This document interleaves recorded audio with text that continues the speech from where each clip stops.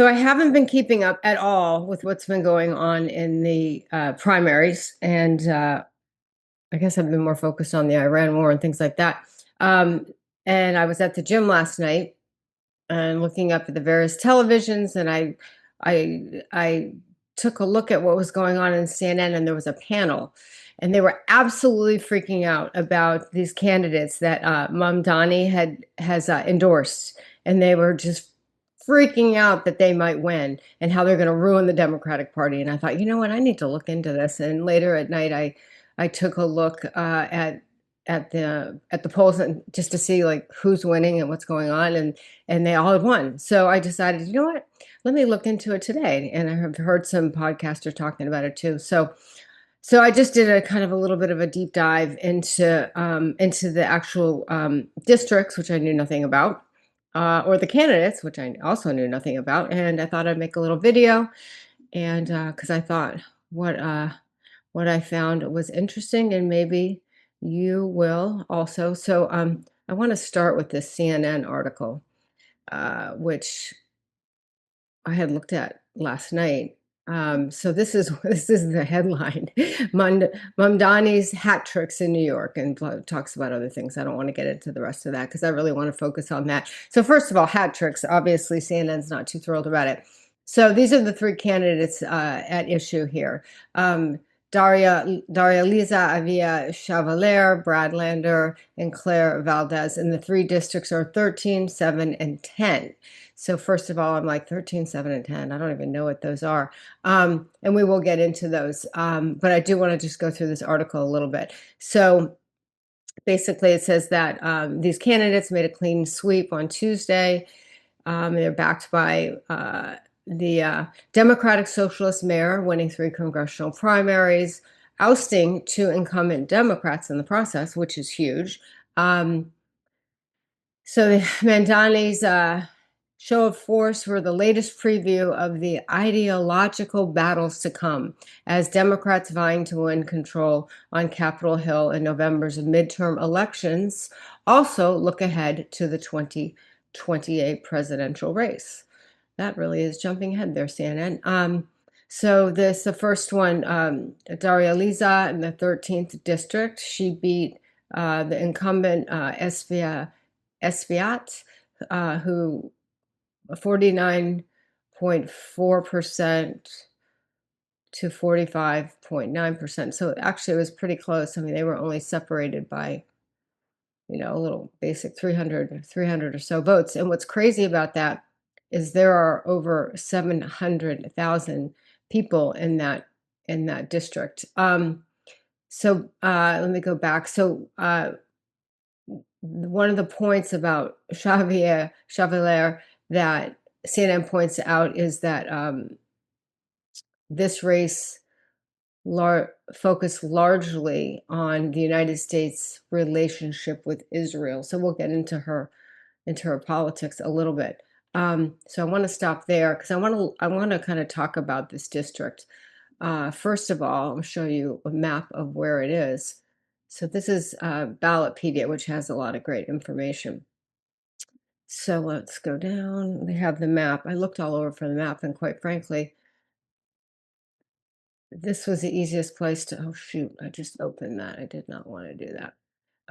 All these ads. So the map. Let's go down. So it's Harlem, upper uh, parts of the east and west side. But let's get down here. Unfortunately, they put it at the bottom.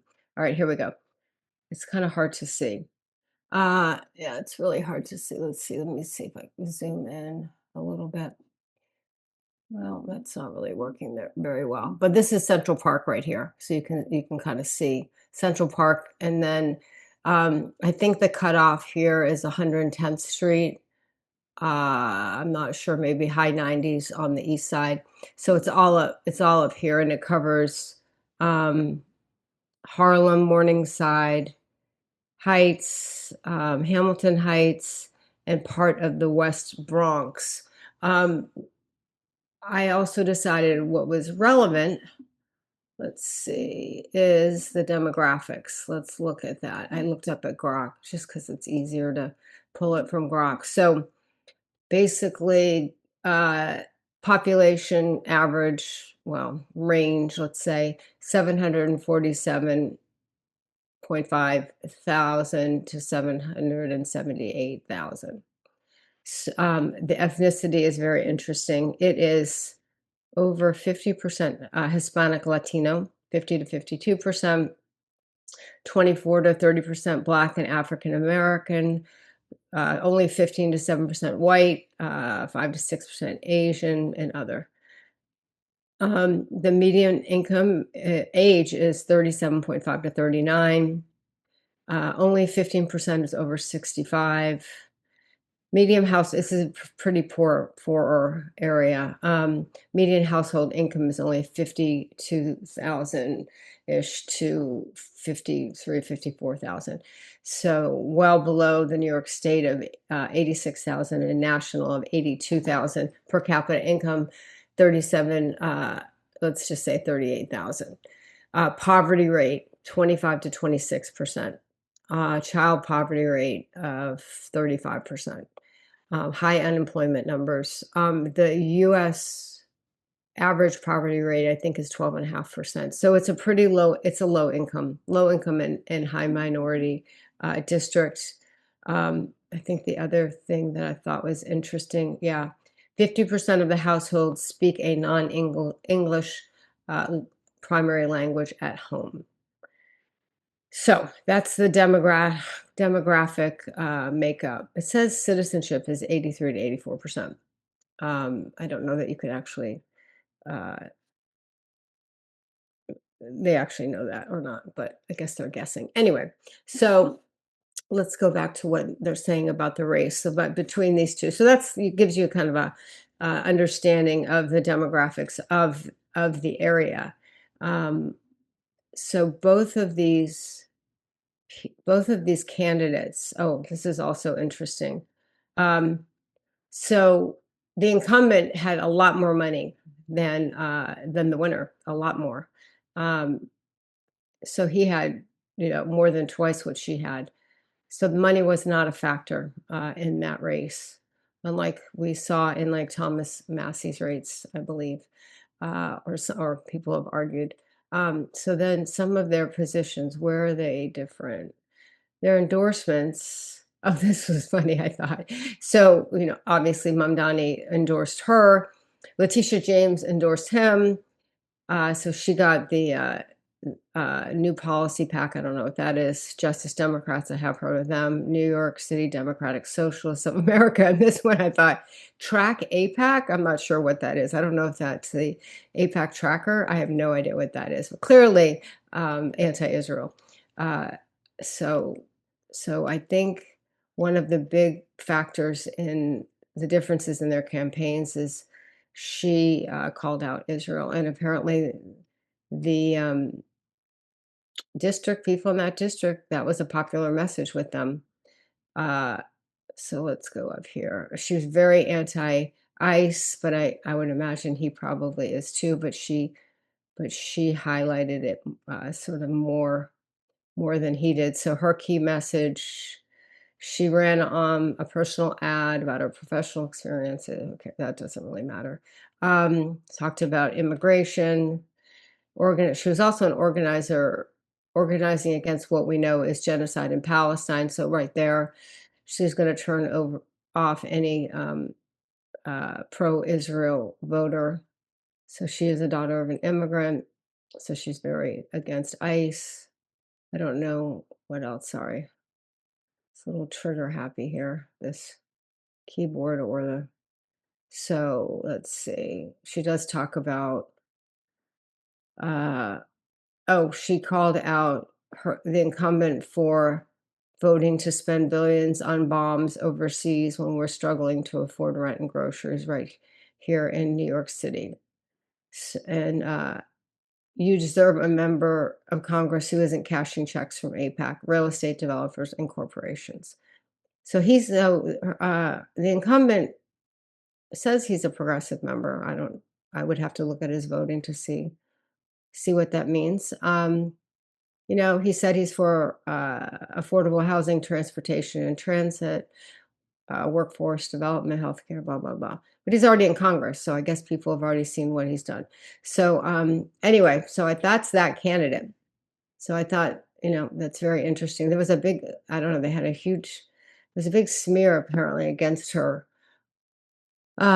before the race, and something about deleted posts online and calling for defunding the police, et cetera, et cetera. I don't know, but anyway, but that district didn't care, so that did not turn them off. So that's the House 13 race. So the next one is the House 7 race.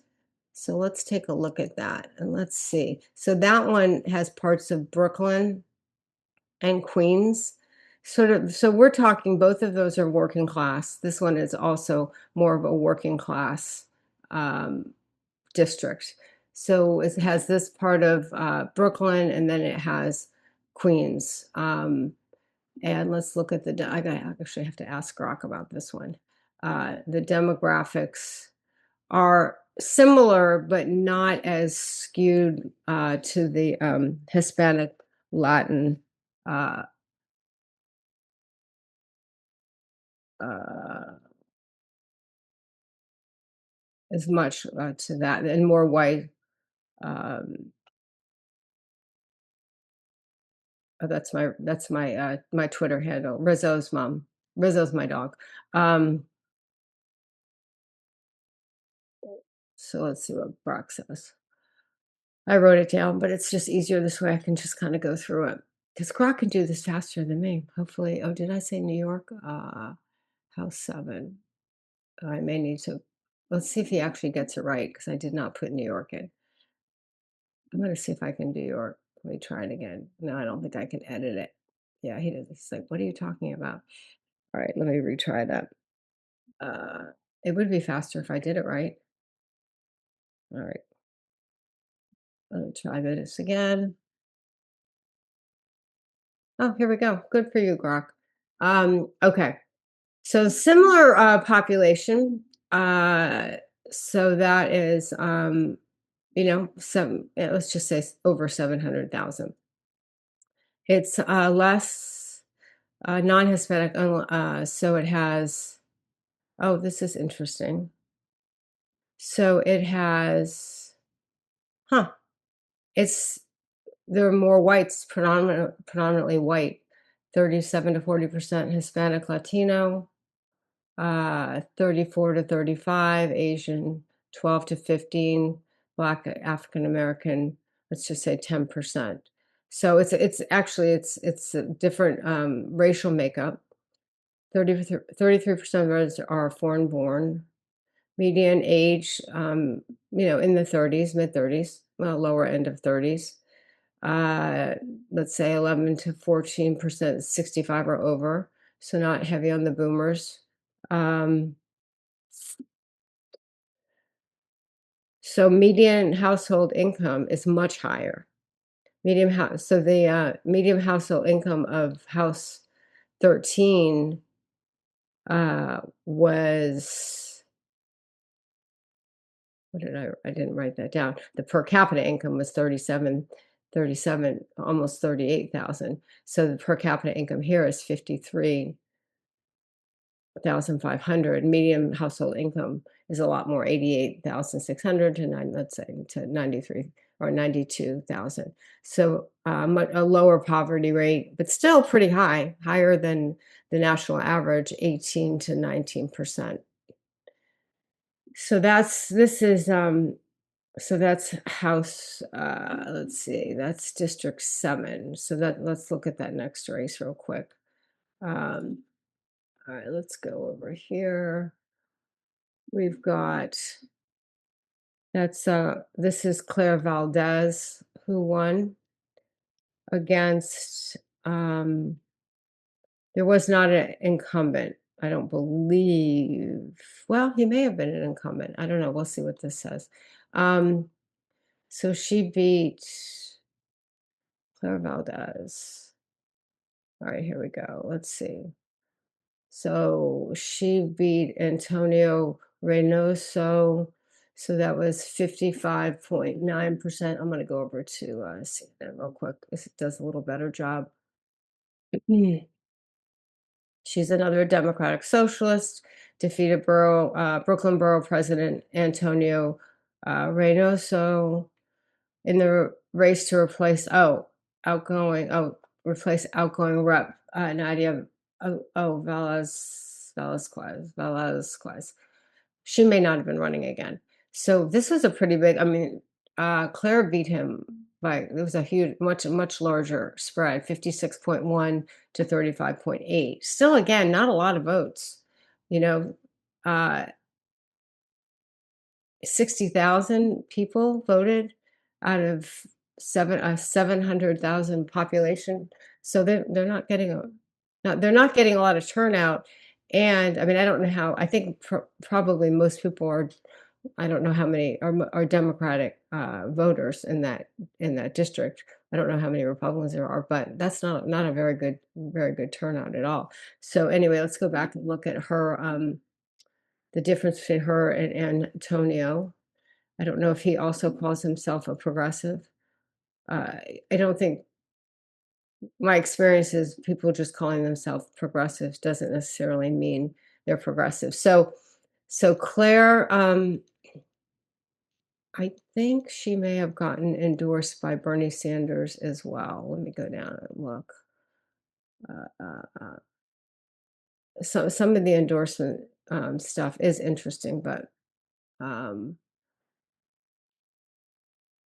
I don't know. Okay, where is the endorsement in here?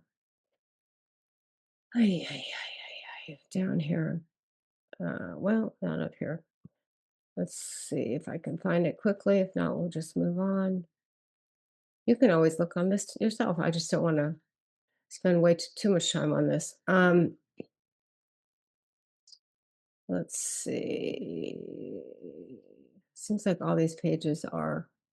This one's not as good as the other ones. As far as the one on the previous candidate, as far as the information that it's listing. Tell me about spending. Well, they did a lot of redistricting. That seems to be a big deal. No, we're not gonna. Let me look over here. See if there's anything that has. Let's see. Let's return to the top of the page. Seventh district. Uh, I don't know if it's just not. Maybe I'm not on a. Well, let me go on here. Let's go on here. Let's see. See if hers tells me about. I'm just curious to see if we have spending. Uh, so she supported committee. Well, this isn't telling me all that much. Tell me what I want to know quickly. All right, I think I just saw something in endorsements. Uh,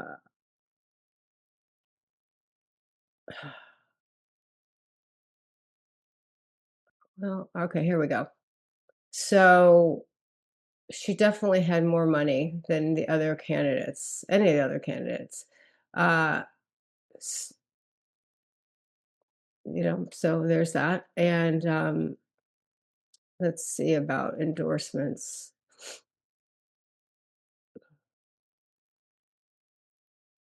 Campaign finance. Some of the top contributors.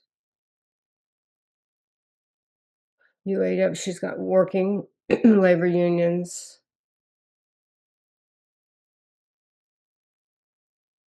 Facebook. All right, let's see. You didn't identify endorsements for her. I'm not sure why that is. Her website. Uh, well, I don't know. Well, anyway, so I don't know what. Uh, let's see if we have something about her. Why she was a better candidate than the other guy. What was her position? Yeah, this page is a little disappointing on her.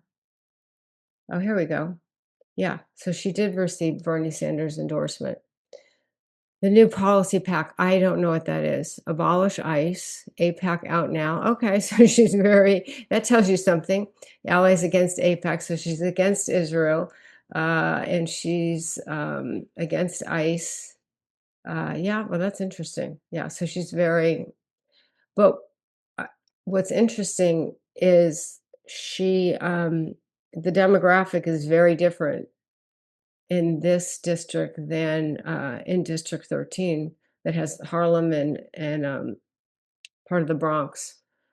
And she won by a much bigger spread than the other guy. So I'm guessing, I don't know. So I think,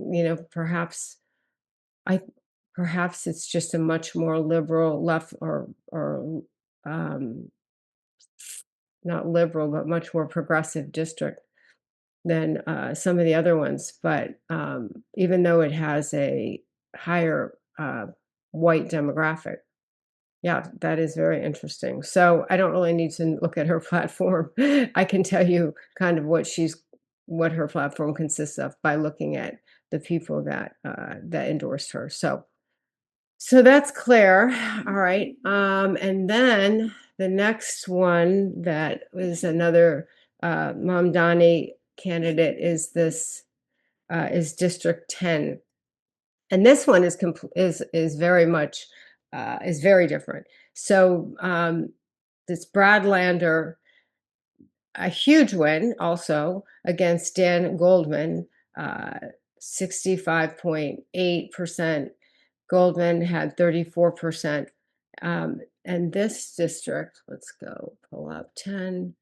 So this one is a much wealthier district. But let's just go. Let's look at the map. Let's go. And you'll see what I mean. Well, there's much more information on this Ballotpedia page. I guess they found these two, the first and the third candidate, more interesting. So this, let's see, I believe this is a more wealthy district. Oh, there's their candidate spending. Goldman had so much more money. He had $7.8 million in campaign donations versus Brad Lander's 2.2 million. That's a huge, huge difference, and it did absolutely no good for him to lose that much, that by that much. All right, let me get the map. Here we go. Oh, okay. So this okay. So this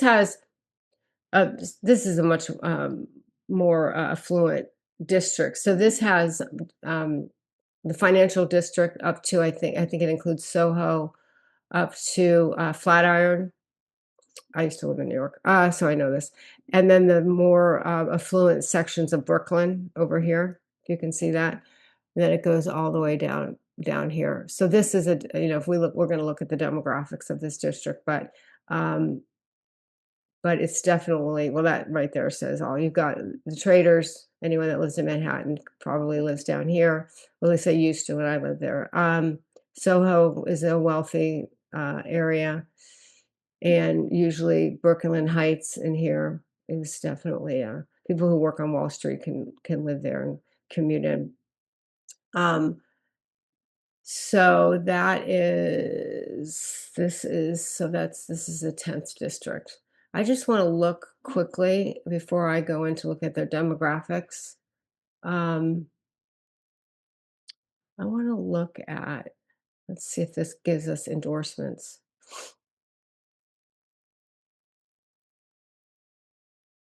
A lot of this stuff I don't care about. Care about the polls. Clearly, we know the winner. This was all right. So let's see. Bernie Sanders. Yeah. So Bernie Sanders, he got, oh, Elizabeth Warren. Interesting. Endorsed Brad. Jeffries and Hochul endorsed Daniel, which are not good endorsements if you are anti-establishment or progressive. So that tells you a lot. So he's the establishment candidate, Dan Goldman. So all the other progressive PACs uh, endorsed Brad. Now, I'm curious to see if he's taken such a strong sort of anti-Israel stance. And it may be that this race, let's see, it may not be about that, like the other two. Um, so his key message was he lived in the community, blah, blah, blah. So he's going to fight President Trump's policy agenda.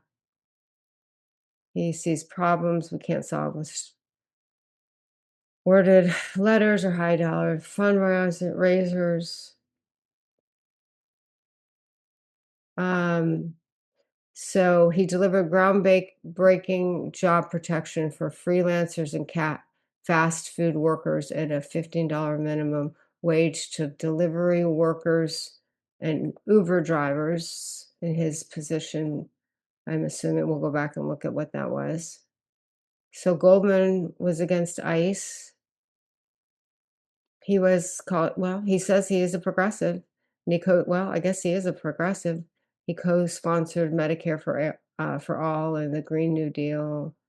Da da da. So it may be, you know what? It may be the endorsements that got that's why Brad won. So he was, let's see, New York City comptroller. So he's local. So he's been in the New York City Council, District 39, and he's New York City comptroller, so he's more of a local guy where uh, Goldman was the incumbent. He's already I guess he's been in office. He assumed office in 2023. So that was an upset. Hmm. Very interesting. I do want to go and look at the demographics really quick. I don't know if it really matters because well, I can probably tell you basically what the demographics are. I'm sure the median income is much higher and it's probably predominantly white looking at the map and what I know of Brooklyn and um, lower Manhattan.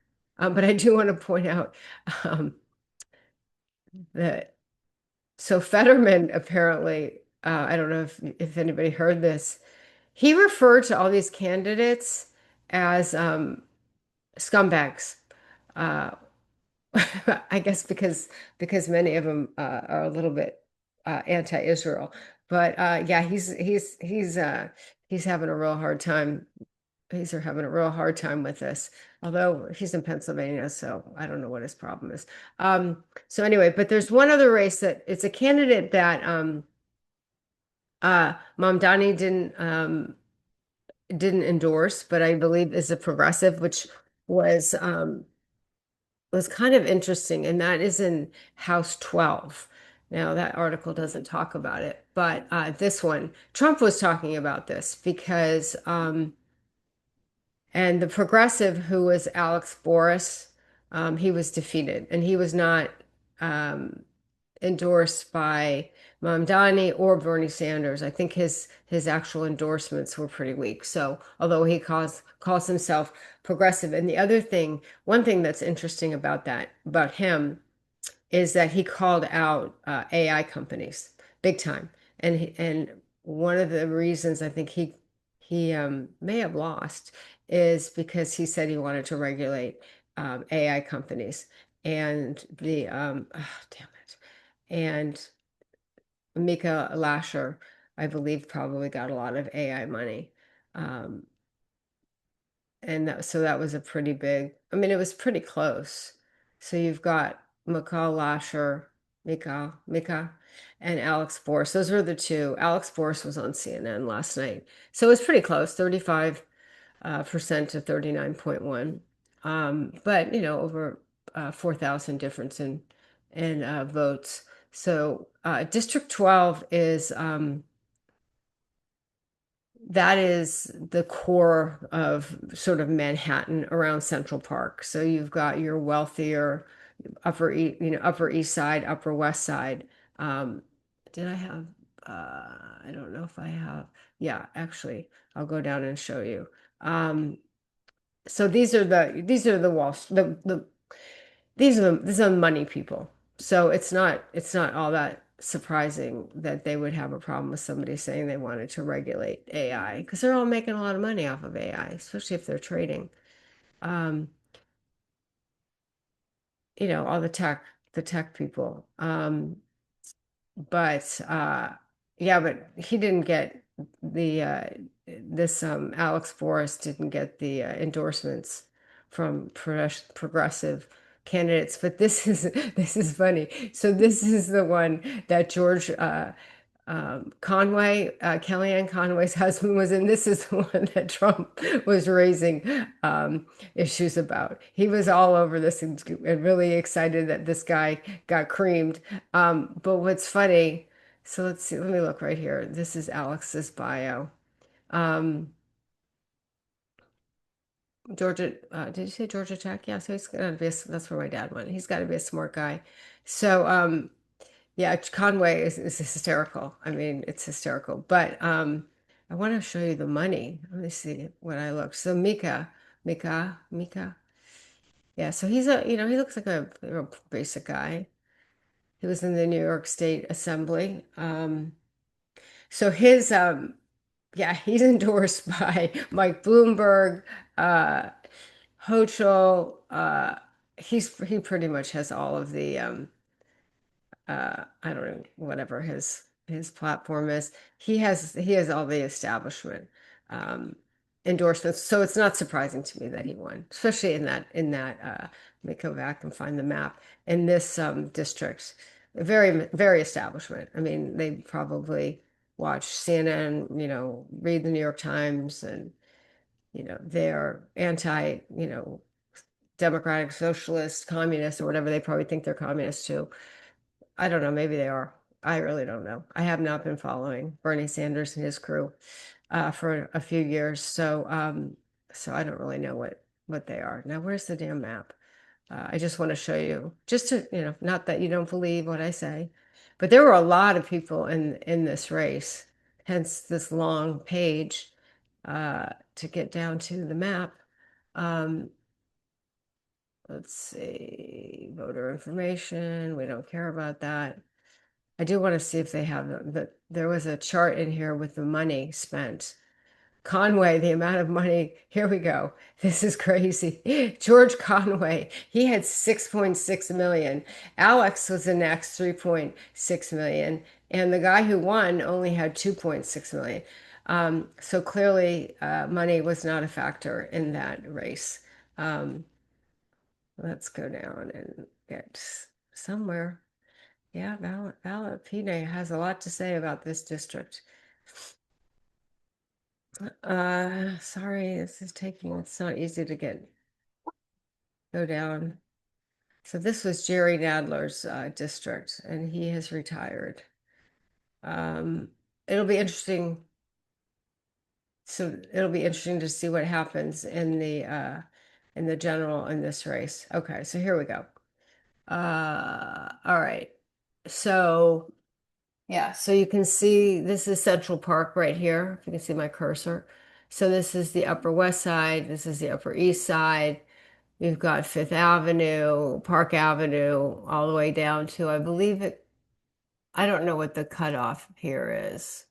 I can't really see, but this is, there's a lot of money in here.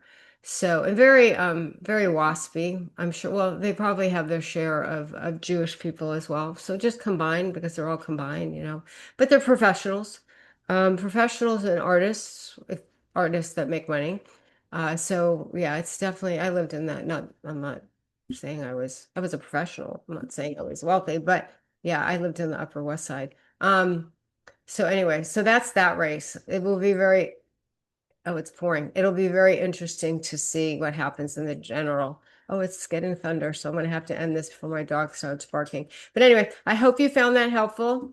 I learned something just doing that quickly. Definitely, it's a race to watch in the, in the general. And I don't know if what's going on in New York reflects on anything outside of New York as far as shifts in politics.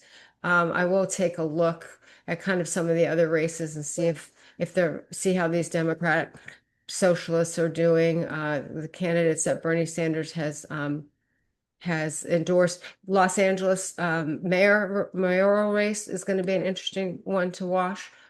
So anyway, so I hope you found that helpful. Thanks for watching, and I am going to end now before my dog comes in here barking. Thanks. Have a great night.